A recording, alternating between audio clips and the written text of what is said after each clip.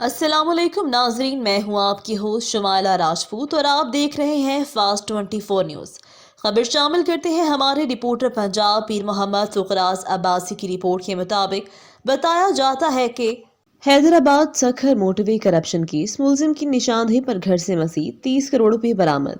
कौमी एहतसाब ब्यूरो नैब ने हैदराबाद सखर मोटरवे मंसूबे पर अरबों रुपए की करप्शन केस में मुलजिम आशिक कलेरी की निशानदेही पर छापा मारकर करोड़ों रुपए बरामद कर लिए। हैदराबाद सखर M6 मोटरवे पर सियासी शख्सियत और साबिक सूबाई वजीर की गिरफ्तार प्राइवेट सेक्रेटरी आशिक कलेरी को नैब अदालत हैदराबाद में पेश करके रिमांड की इस्तदा की।